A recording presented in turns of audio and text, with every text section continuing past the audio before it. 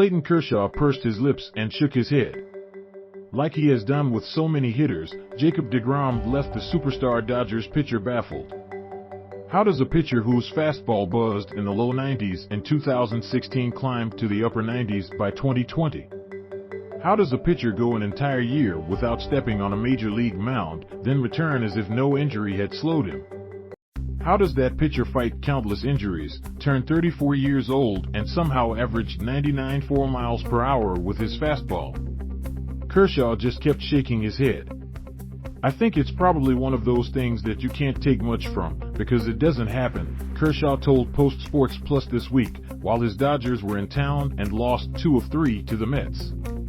You're kind of defying evolution the little bit you're seeing some guys able to do it. You're watching Justin Verlander this year. He's throwing as hard as ever after Tommy John surgery and being 39. And there are a few exceptions to the rule. But for the most part, it usually doesn't happen. So I'm not thinking that he's going to be able to tell me anything that'll help me throw harder. Jacob deGrom and Clayton Kershaw share not only a friendship, but also the experience of winning multiple Cy Young awards. The two are friends and often catch up in the outfield when they play each other. But no, Kershaw does not think there is much advice that can be passed along so the lefty can start throwing triple digits, too.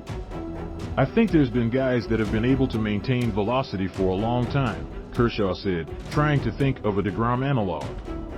But as far as increasing, I can't think of one, and no, Kershaw does not have much advice to offer deGrom ahead of his free agency. If there is anyone who understands the decision that awaits the opting-out Mets co-ace, it is Kershaw. Both are generational talents who, at least thus far, have only worn one jersey in an era when that rarely happens. Both are playing on teams with deep-pocketed ownership groups who have the means to keep them. Both are no longer young in the baseball world, and both are among the best pitchers of all time. They can, and have, commanded huge contracts. Only Kershaw has tested free agency, though not until his later years. After Kershaw's 2013 season, when he won his second of 3 Cy Young awards, the Dodgers locked up their ace on a 7-year, $215 million extension, which was the richest deal for a pitcher at the time. Though he's had the chance to test free agency a few times in his career, the one winter Clayton Kershaw did consider offers from other teams. He chose to remain with the Dodgers team he has pitched for since 2008. He was able to opt out after the 2018 campaign, but instead of testing the market, he and the Dodgers agreed on a new 3-year, $93 million pact. Kershaw finally, ahead of his 15th season, was a free agent last offseason. The Dallas native talked with the Texas Rangers about a chance to pitch near his home. But yet again, he opted to stay with the team that had witnessed and fostered his legend. The 34-year-old signed a $17 million contract for 1 season to return to Los Angeles. He'll make his decision, Kershaw said of deGrom. He doesn't need anybody's advice. He'll do what's best for him. What has been best for Kershaw, at least thus far, has been attaching himself to the same winning organization that drafted him all the way back in 2006. When he enters the Hall of Fame, he will enter as a Dodger. Personally, I don't really care about legacy or history. I don't care about anything like that, Kershaw said before he pitched 5 innings of 1-run ball in Thursday's 5-3 Mets win. This is a good group of guys, good organization, and I was happy to come back. What does deGrom care about? He has made it clear he will opt out of a contract that would pay him $5 million next season. The best pitcher on earth is strangely not the best paid pitcher on his own team, a title that Max Scherzer, $43.3 million per season, owns. deGrom signed a 5-year, $137.5 million extension before the 2019 season that quickly turned into a below-market deal as his arm somehow grew stronger. Despite missing more than a year, deGrom has been his usual dominant self, allowing 8 earned runs in 36 1/3 innings.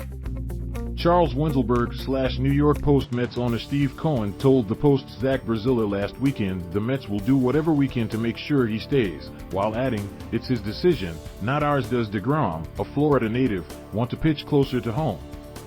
His family could cut down on commute time if he signs with, say, the Atlanta Braves. Does he want to set the market and become the highest paid pitcher per season in the game, appending Scherzer? Does he want a longer-term deal that pays him handsomely into his 40s? Does he want to return to the Mets and a fan base that has showered him with love? Or does he want to seek greener pastures after a historic but occasionally tumultuous tenure as a Met, one that has seen disagreements between the pitcher and front office? Just like the source of deGrom's powers, Kershaw doesn't know. There's no advice, one of the most brilliant pitchers in history said about another. He's going to know what's right. It may be tempting for the Mets to shift Carlos Carrasco to the bullpen in the playoffs, but a condensed schedule might make him more valuable as a potential fifth starter in the National League Championship Series.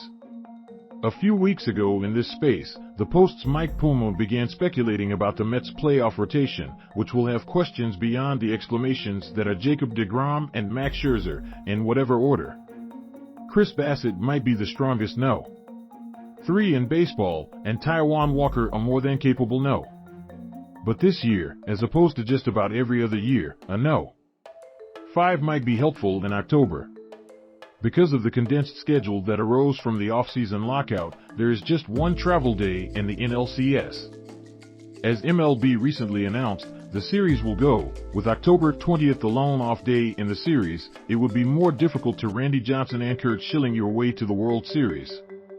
Without an off day later in the series, and especially if the Mets are going back and forth from Queens to, say, Los Angeles, a fifth starter might be preferable to, say, deGrom on short rest.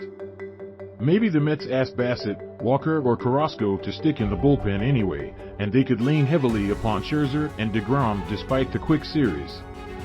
Regardless, the schedule will be a small change this year, but meaningful for a club with 2 dominant starters. Timmy Trumpet's decision to stay an extra night in New York was rewarded with a chance to play Edwin Diaz into a save against the Dodgers. The spectacle that took over Citi Field on Wednesday night, when a live concert featuring Timmy Trumpet broke out to honor Edwin Diaz entering the game, was one of the most fun scenes in recent baseball memory, a viral moment in a sport that lacks them. And sure, it was organic. Diaz chose the music, fans dug the music. Diaz and the Mets both elevated their games, so his entrance took on a life of its own. But these moments require money, too. Just like Old Timers Day was a smash success because Steve Cohen was willing to pay for all the work, lodging and airfare to get the Mets of yesterday to Citi Field, the owner clearly was willing to do what he could to ensure Timmy Trumpet, who's from Australia, could perform in Queens. On his Instagram account, Trumpet, real name Timothy Smith, recorded himself looking around Central Park in awe. He had not performed Tuesday, during a Mets loss that Diaz did not enter, so he stayed another night in apparently satisfactory conditions. The Mets have looked after us. We're staying at the Ritz-Carlton Hotel, a thrilled Trumpet said in the video. Ensuring suitable lodging is a small gesture, but one that pays off when Trumpet, Diaz and the Mets combined to turn the Citi Field crowd into a dancing frenzy.